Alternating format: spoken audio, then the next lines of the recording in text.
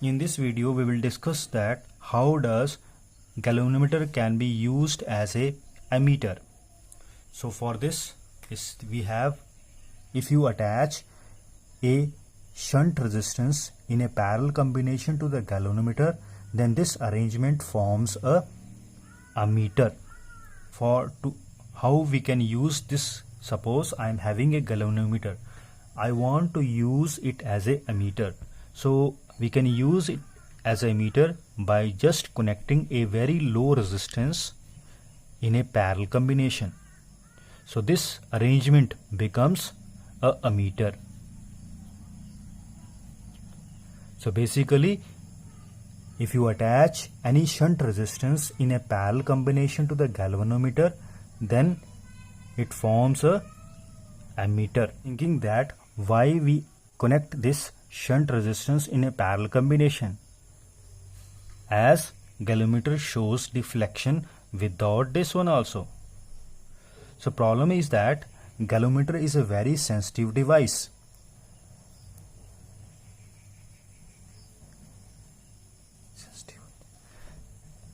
Because galvanometer is a very sensitive device, if a large current is passed through this galvanometer, then it may get damaged, or the insulation of a laminated copper wire may break and get spoiled one. To avoid the spoiling of this galvanometer, we attach a shunt resistance in a parallel combination. If you want to see more, suppose this is your galvanometer attached, we are attaching a shunt resistance in a parallel combination, and this ammeter is connected in a series combination as shown in. Suppose a very high current is passed through it. If we do not have any other way to pass a current, then whole current will go through this galvanometer, which may damage this galvanometer.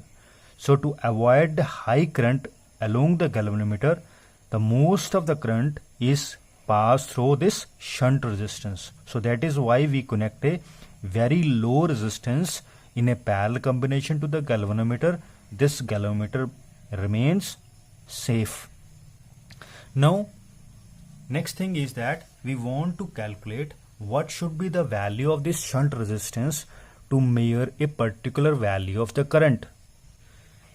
To measure the current, we attach a low resistance in a parallel to G. Now what should be the shunt resistance to measure a current to a full scale deflection? So that is a maximum value of the current. Suppose a ammeter is used to measure a 10 ampere. So what should be the value of this S to measure the max 10 ampere current? So this we can calculate by applying a Kirchhoff's law. So let I be the current is flowing through this main supply, total current is I. So maximum permissible current which can be passed through galvanometer is Ig, and rest of the current will pass through from the shunt resistance. So I take that current is I minus Ig. So now if you apply a Kirchhoff's loop rule for this one, so you start from here, you are moving along the direction of current, so the potential drop is positive.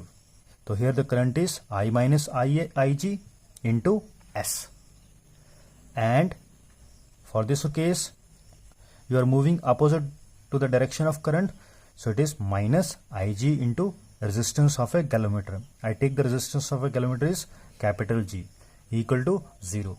So after solving, I want to calculate the value of S. So S will be equal to, take this term as towards this side, that is Ig into capital G divided by this term. So this is a value of the shunt resistance to measure a particular value of current. So if we suppose, for example, I am using a galvanometer whose resistance is 200 ohm and the maximum current which can be passed through is 10 raised to power minus 3 ampere, then what should be the value of the shunt resistance to measure a current of 10 ampere? That is maximum current 10 ampere. So we use this value of S. So S will be equal to how much from this formula? that will be equal to Ig, that is 10 raised to minus 3 into 200 divided by I, that is 10 ampere minus 10 raised to minus 3. After solving it, we can able to get the value of shunt resistance. It is 0.2 divided by approximately 10. So it is shunt resistance will be equal to 0.02 ohm. So this is a value of the shunt resistance which should be attached to this galvanometer to measure a current of 10 ampere. Thanking you.